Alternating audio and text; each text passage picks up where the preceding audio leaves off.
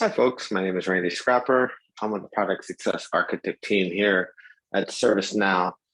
I am here today to walk you through the 4 new RMA workflows for enterprise asset management. Those 4 workflows are on-site repair, off-site repair, a replacement or a swap out, or the last case would be if the RMA was rejected, if the part wasn't covered or not able to be fixed or replaced. So we'll walk through these 4 workflows.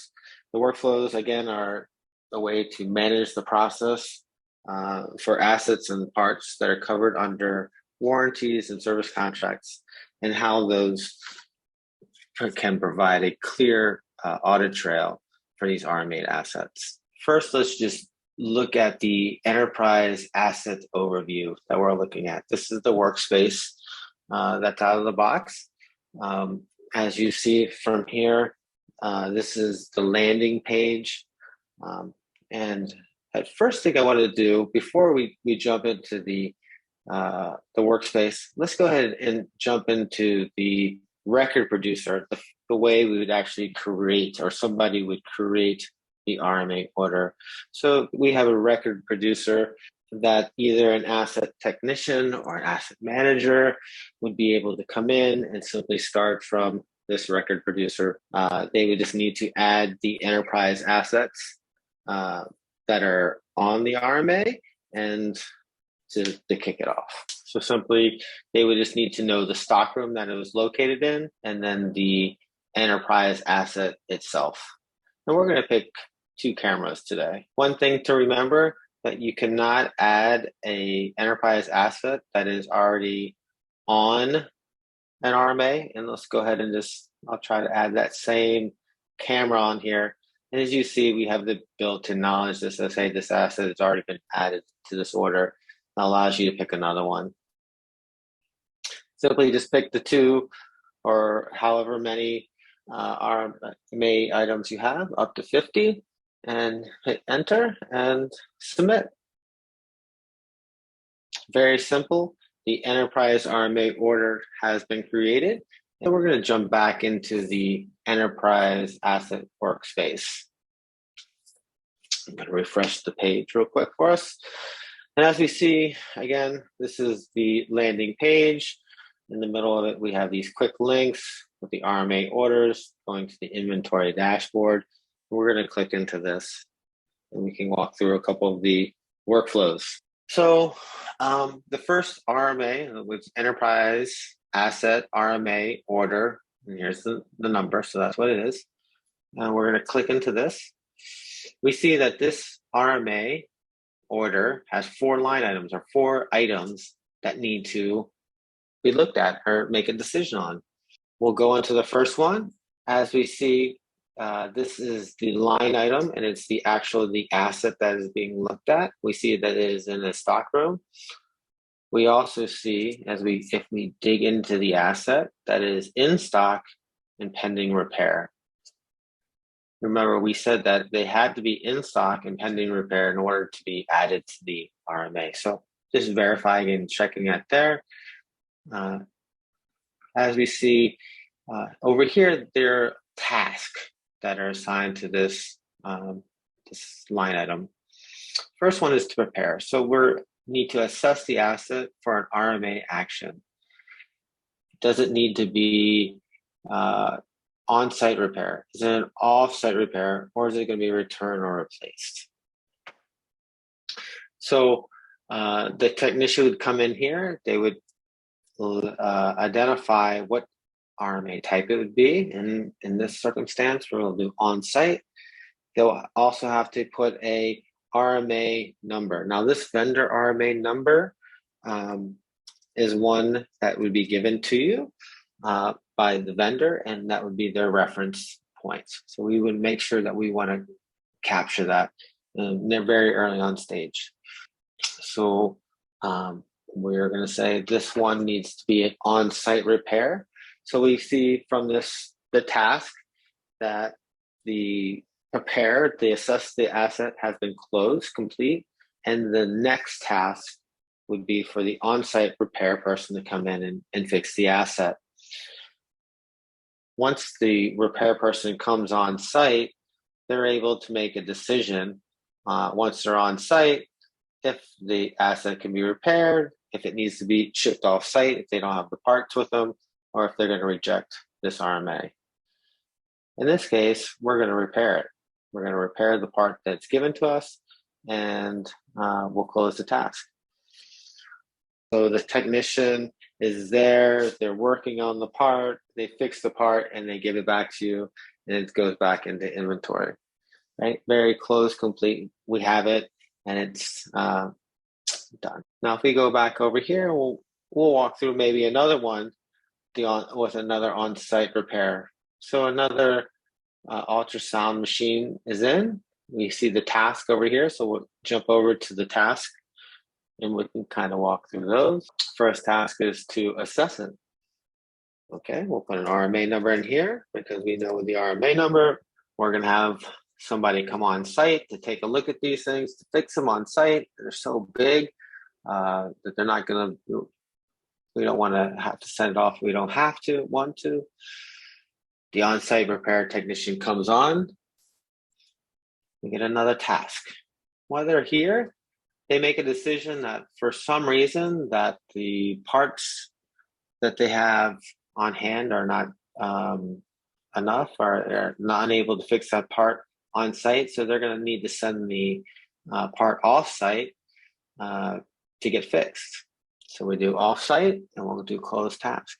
Now, once we identify that the part is now going to be shipped off site, we can see that the RMA decision was then changed to an off site.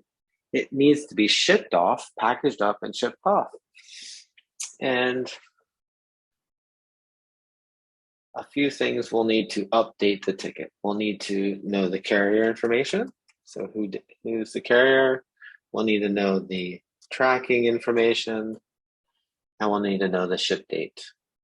These are all required fields for this step to be closed. So again, we're shipping this ultrasound machine off. Here's the FedEx numbers and the tracking information, and we're closing this task.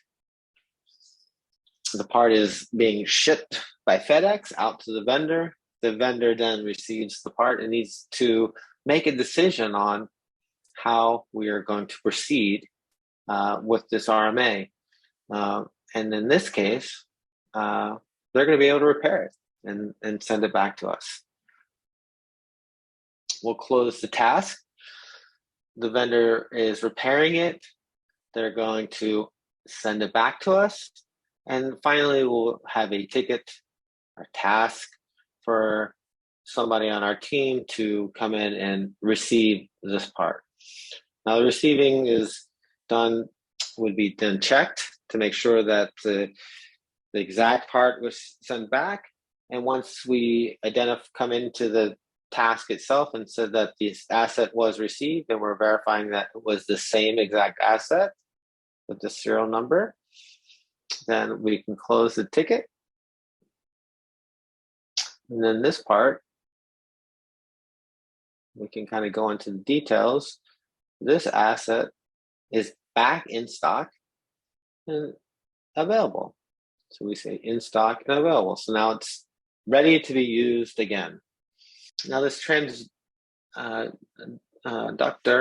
over here, we'll go into the RMA task again here. We'll assess this one. It's a Samsung with the RMA number in. We're going to do off-site. So we're going to say we can't fix these things here. We're going to need to send these things off-site, and we close the task. Once we identify that it's going to be shipped off-site, we need to get it packed up and shipped out to the vendor. We'll put in the vendor information as far as the tracking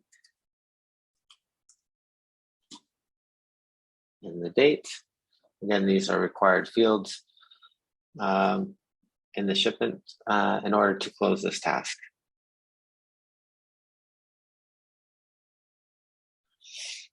The vendor at this time would then take a look at the part and make a decision on how the part would be able to be handled.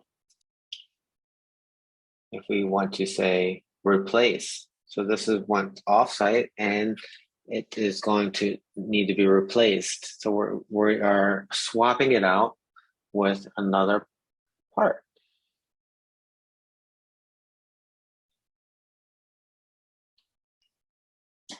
We then receive a receive task, and this is the physical receiving of that new RMA, and we want to put it back in the inventory. So a couple things need to happen here. What we need to do is we'll need to receive the brand new asset through the normal receiving process. I think in future versions, we might have a different way to receive it, maybe in this form here, but currently you will need to receive the asset during your normal receiving functions. And then you'll have to add that replacement or make the correlation between the RMA and the new asset. So we're going to go ahead and say this replacement asset was received. We're just going to pick this asset right here.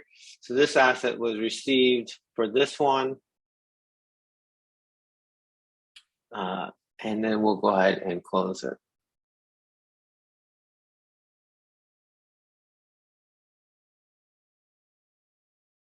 We have this other RMA line task. We're going to send this one off again.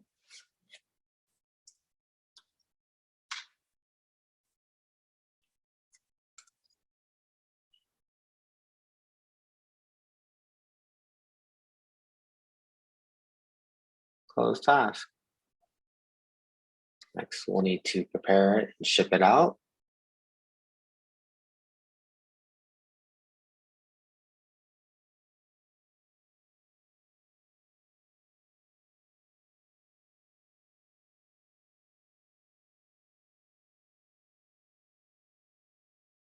You put the shipping information in, and you close task.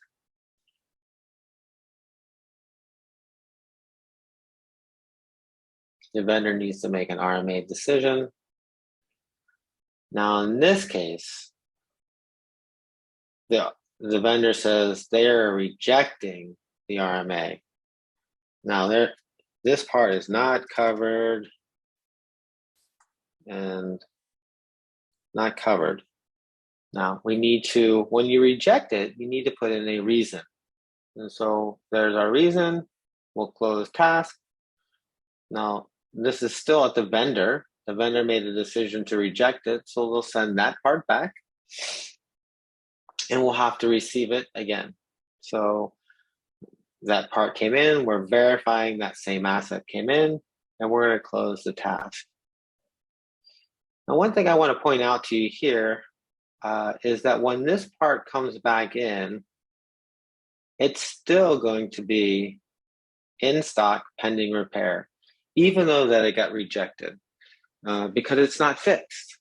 So it's still pending repair. And at this point, you need to make a decision on, is there another way to replace or repair this part? Is there another vendor to make some type of repair, or if this part needs to be disposed of? So that'd be a decision that you would need to make after one of them gets rejected. So today we just walked through a couple of different workflows, right? We did the on-site repair where the part came on site, it was repaired, and the same part came back. We did another RMA where the RMA came on site.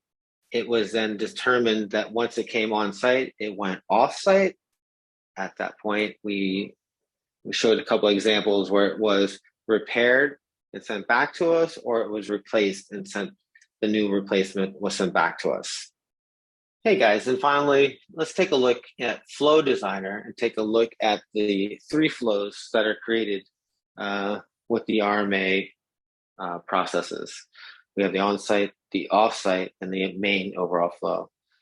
Customizations aren't anticipated or suggested. However, if a customer does want to customize the flow, you guys should copy the flow first, deactivate the baseline flow, and then update the new flow and put that as active.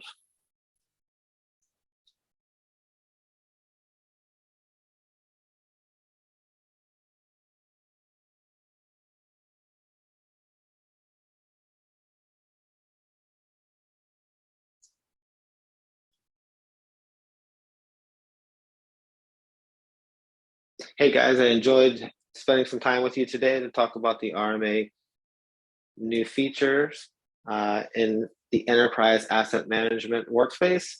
Looking forward to future videos from me.